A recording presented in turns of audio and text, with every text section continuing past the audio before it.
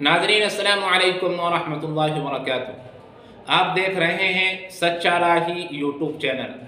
आप जानते हैं कि हमने अपने इस यूट्यूब चैनल पर महासिन इस्लाम की इशाअत, उनकी तरवीज का एक सिलसिला शुरू किया है और इसी के तहत हमने गुज़िश्ता कल खाने और पीने के आदाब में से 10 आदाब आपके सामने पेश किए थे। इस वक्त हम खाने और पीने के बाकी आदाब आपके सामने पेश कर रहे हैं।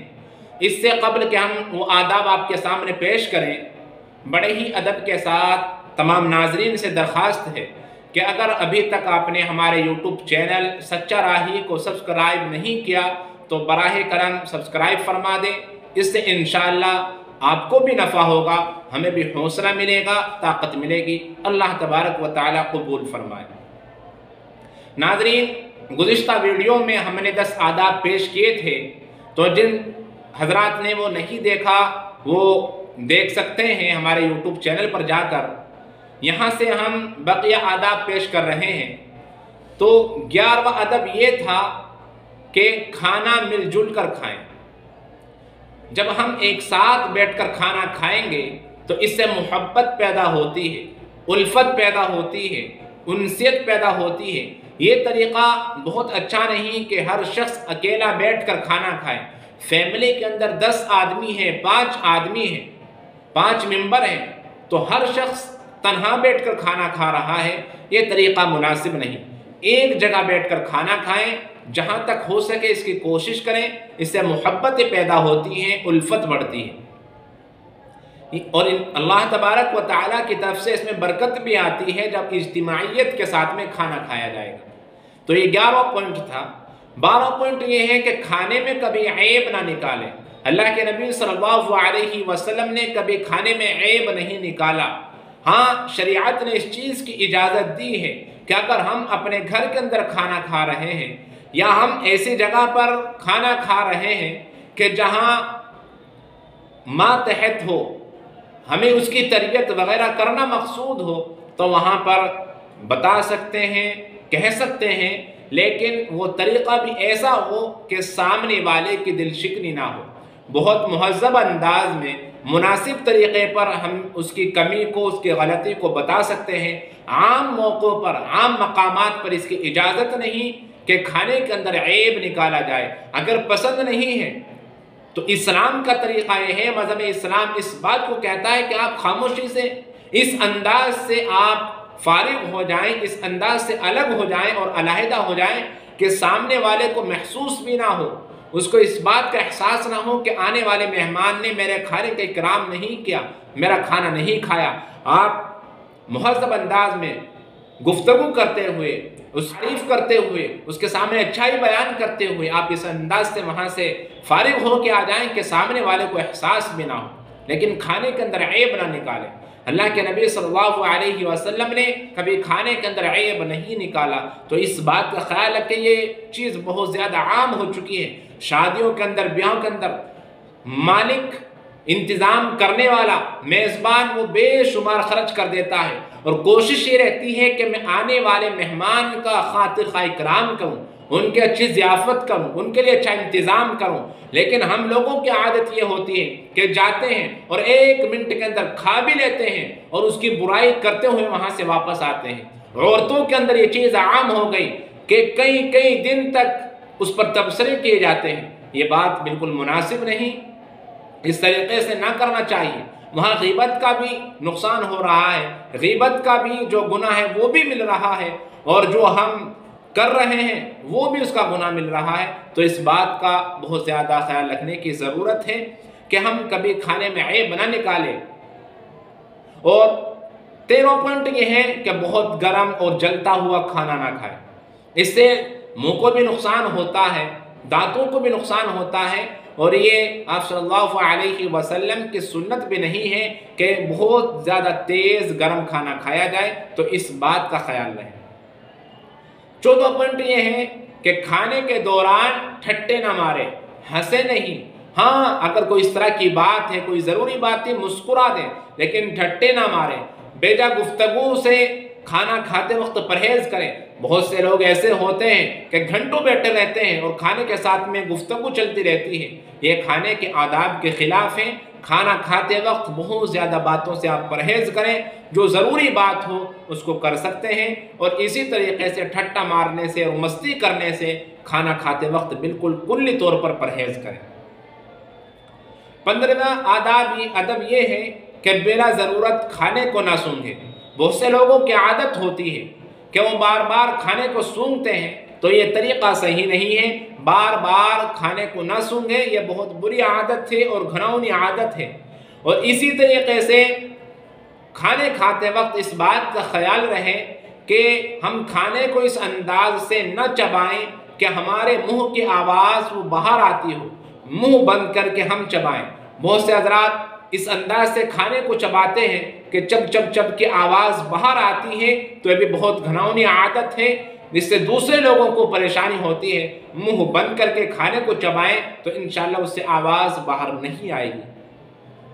اور اس بات کا بھی خیال رہے کہ بار بار دانتوں کے اندر انگلی نہ ڈالیں۔ بہت سے حضرات ایسا کرتے ہیں کہ گوشت وغیرہ کا یا کھانے کا کوئی تراشا دانتوں کے اندر پھنس گیا تو اس کو کھانا کھاتے وقت اسی وقت اس کو نکالنا شروع کر دیتے ہیں، یہ طریقہ صحیح نہیں۔ ہاں، اگر کوئی تکلیف دہ چیز اس طرح کی ہڈی وغیرہ پھنس گئی ہے تو آپ اس کو نکال سکتے ہیں، وہ بھی علیحدہ ہو جائیں تو زیادہ بہتر ہے، اس بات کا خیال رہے۔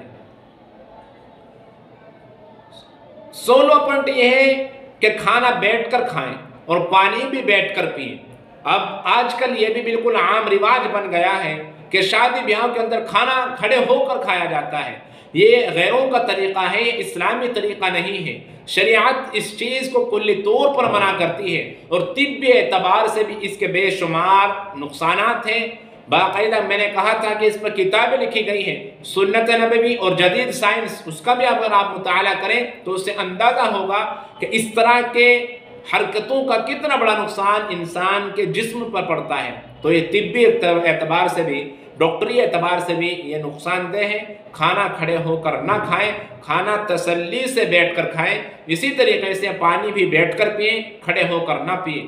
ہاں، اگر مجبوری ہو، کوئی ایسی جگہ ہے کہ جہاں بیٹھنے کا انتظام نہ ہو، اب پریشانی کا سبب بن رہا ہے، یا اس طرح کا جگہ نہیں ہے، تو وہاں پر رخصت ہے، اجازت ہے، بیٹھ کر نے کے بجائے کھڑے ہو کر پانی وغیرہ پی سکتے ہیں۔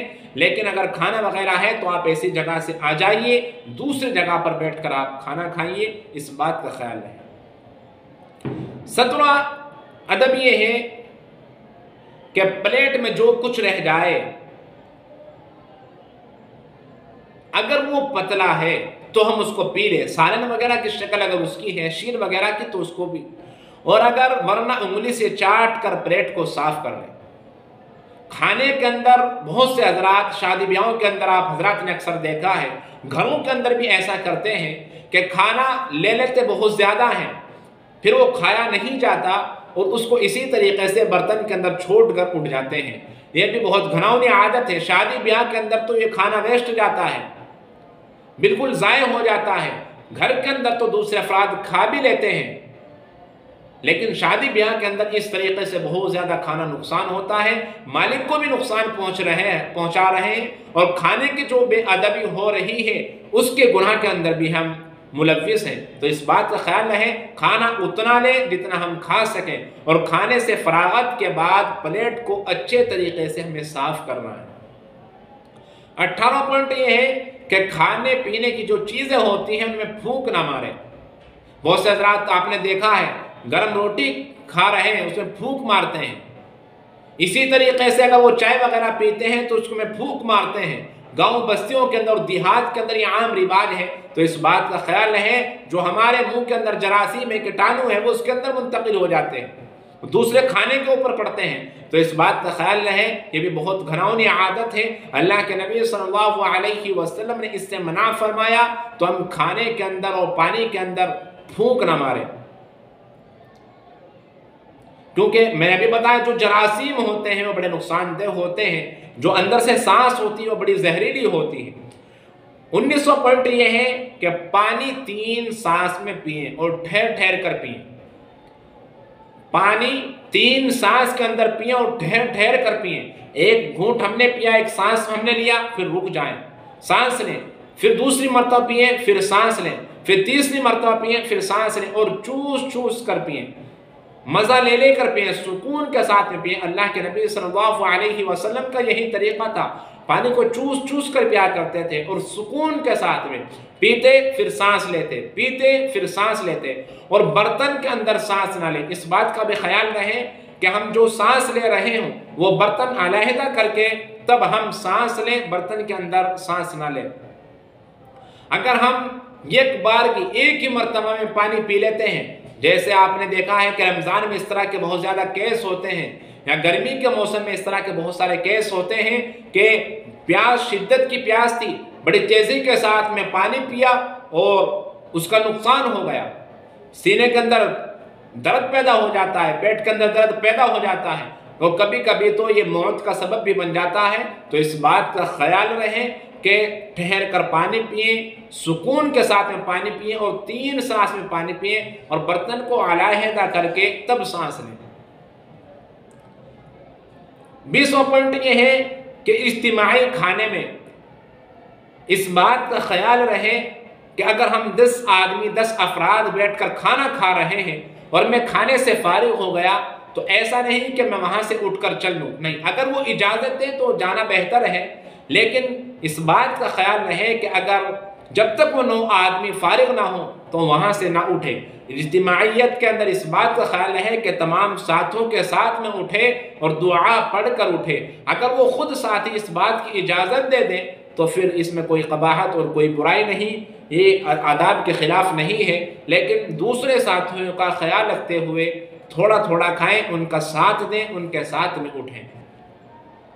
21واں پوائنٹ یہ ہے کہ کھانے سے فارغ ہونے کے بعد انگلیاں چاٹ لینی چاہیے، اس سے لعاب پیدا ہوتا ہے، کھانا ہضم ہوتا ہے، جو کھانا اس کے جو ذرات ہمارے انگلیوں پر لگے ہوئے ہیں وہ قدر ہو جاتی ہے، وہ ہمارے پیٹ کے اندر چلے جاتے ہیں، نالیوں کے اندر نہیں جاتے۔ تو اس بات کا خیال رہے کہ کھانے سے فراغت کے بعد اگر ہمارا ہاتھ اس کے اندر ملوث تھا، کھانے کے اندر ڈلا ہوا تھا، چاول وغیرہ اس طرح کی کوئی چیز ہم نے کھائی ہے، تو ہم اپنی انگلیوں کو چاٹ لیں، اور چاٹنے کے بعد پھر انگلیوں کو دھلیں، انگلیوں کو صاف کریں۔ 22واں پوائنٹ یہ ہے کہ اگر پھل وغیرہ کھا رہے ہیں تو ایسا نہ ہو کہ ہم ایک ہی ساتھ میں دو تین تراشے اٹھا کر کھا لیں، یہ طریقہ صحیح نہیں۔ ایک ہی وقت میں ایک ہی پیس اٹھا کر کھائیں، یہ کھانے کے آداب میں سے، اس بات کا خیال رکھیں۔ اگر ہم ایک ہی وقت میں 2 اٹھا کر کھائیں گے تو یہ غیر مہذب طریقہ ہے، یہ اچھے لوگوں کی علامت نہیں ہے۔ 23واں پوائنٹ یہ ہے کہ لوٹے وغیرہ کی یا کوئی جو اس طرح کی شکل کا برتن ہو تو ہم اس کے ٹینٹوں وغیرہ سے پانی نہ پئیں، اس سے ڈائریکٹ اس طریقے سے پانی نہ پئیں، دوسرے برتن میں لے کر پانی پئیں تاکہ دوسرے جو افراد ہیں ان کو کراہیت پیدا نہ ہو، وہ بھی اس پانی سے پانی کے برتن سے پانی استعمال کر سکیں۔ اگر ہم نے اسی کے اندر منہ لگا لیا، ڈائریکٹ اسی سے ہم نے پانی پیا تو جو دوسرے ہمارے ساتھی ہیں ان کو کراہیت ہوگی، تو اس وجہ سے دوسرے برتن کے اندر پانی لے کر پئیں۔ اور اس سے یہ بھی فائدہ ہوگا کہ کبھی کبھی ایسا ہوتا ہے کہ لوٹے وغیرہ کی جو ٹونٹی ہوتی ہے، جو اس کی نلی ہوتی ہے، یا جو اس طرح کے برتن ہوتے ہیں کہ ان میں کبھی کوئی جانور رہ جاتا ہے، کوئی اس طرح کی نقصان دہ چیز ہوتی ہے، وہ ہمارے منہ کے اندر چلی جائے گی کیونکہ ہمیں نظر نہیں آ رہا ہے، تو اس سے نقصان سے بھی ہم بچ جائیں گے۔ پانی ایسے برتن میں لے کر پئیں جس سے وہ ہمیں نظر آئے، تاکہ کوئی تکلیف دہ چیز، کوئی نقصان دہ چیز اس کے اندر نہ ہو، تو اس بات کا خیال رکھیں۔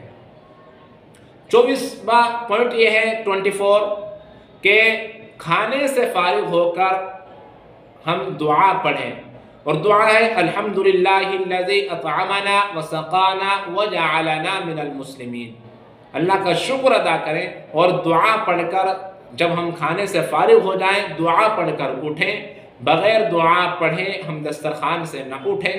تو یہ 24 پوائنٹ اور 24 آداب تھے کھانے اور پینے سے متعلق، جو مختصر انداز میں آپ کے سامنے پیش کیے گئے ہیں ان کا خیال رہے، عمل کریں گے تو انشاءاللہ فائدہ ہوگا، اور اگر سنیں گے اور سن کر گزر جائیں گے، عمل نہ کیا تو ایسے سننے سے اور ایسے سیکھنے سے کچھ فائدہ نہیں۔ دعا کریں کہ اللہ تبارک و تعالی ہم سب کو عمل کرنے کی توفیق مرحمت فرمائے۔